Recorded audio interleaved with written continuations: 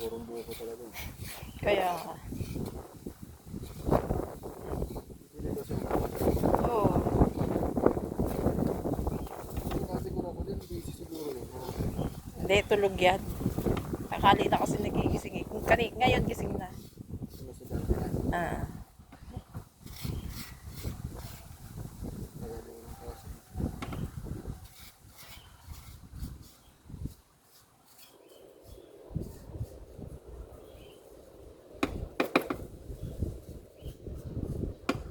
Pero nakabalik ng Sabado eh. Kaya nga. Kasama dun sa swimming ng mga kasama. Wala na, nagputo na ako ng walang bukayo. Kasi pinunta na ako ng mga friends ko dito.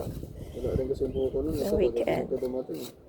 Tapos pumunta ako sa palengke, malauhog lang doon. Sabi ko, wala ko naman akong mabubukayo dyan. Malulusaw lang yun. Sinuluto mo. Ito kasi pag ganitong laman, pag niluto mo lang malapot na ito. Nasa pag-asasar talaga, masarap siya.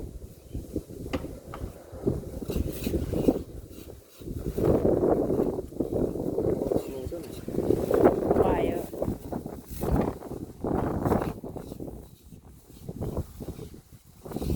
Nabawa ko ng magas. Suki ako ng taga galing ibang bansa to. Tapos nagkaroon talaga na siya sa ibang bansa. Bago umuwi siya dito, bago siya bumalik ng US. Bumili siya 30 peraso.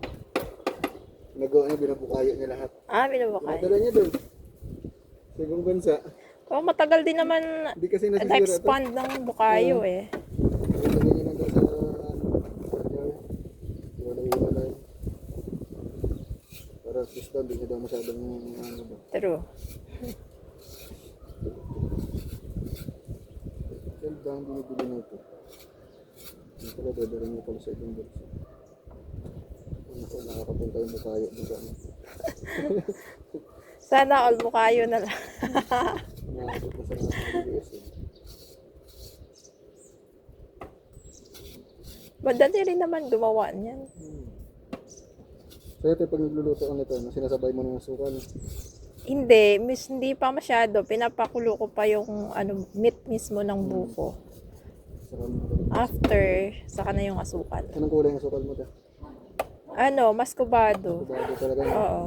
Masarap kasi yung mascobado kaysa sa sugar So, na brown. blush. Oo. Mas mahal ang maskubado dito. Mas eh. mahal nga. Oo. Sa probinsya, ang pinakamura, maskubado eh. Ba't kaya ganun? Kaya nga, yung mascobado bilog. Bilog, Oo, diba? bilog. Ba't mas mura sa atin yun doon, oh? Dito ang mahal. Mahal nga. Special sa kanila dito yun eh. Sa SM pa ako nabili ng mascobado. Lalo Sa atin doon, nasabi na ano lang daw yun, latak-latak lang daw ng asukal yun. Oo, diba? Hindi, pero iba kasi rin yung lasa pag mascobado yung gamit. Oo, kasi wala pang chemical yun. Kulay-pula talaga siya eh. Yung puti na asukal yun, chemical na talaga yun. True. Kaya nagiging puti siya eh. Yung asukal naman talaga, ganun yung kilog eh.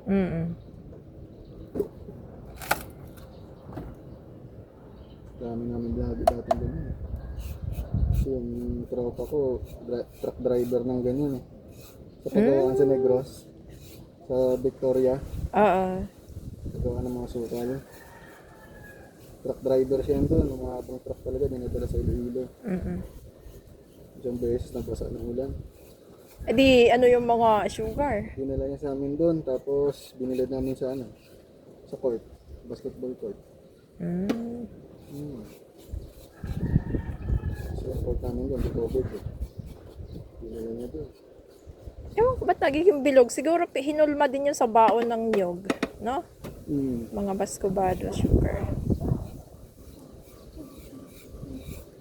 Masarap yung mascobado sa Kami doon eh, dami namin eh. sa biko. Sa Bicol yan.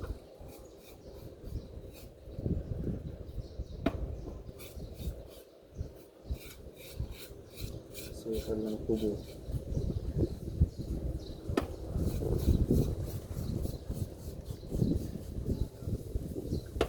Dati yan, naglalakot pa ako sa probinsya. Negros din naman ako, pero doon lang ako pinanganak. Hindi ako doon lumaki. Pero yung papa ko, nagagapas ng, ano, oo, Hirap ng trabaho yun. dati. Makapit pa, pag di ka sanay. Siyempre, kailangan makakota kayo. Pero masarap yung tubo. Grabe, ang tagal ko na hindi nakakain ng tubo. Ng tubo, oo. Parang hindi na nauso yung tubo sa ibang lugar eh. Sa Negros din yata, hindi na rin masyado. Doon, nakita ko din talaga, hektaryang tubo talaga doon. Walang tubuhan doon eh. Ang tawag nila ano dyan. Sa may tawag sila dyan. Kampo. Kampo ng tubo.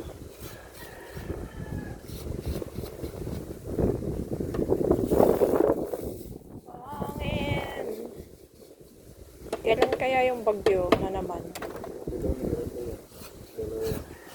Hindi ako nais ng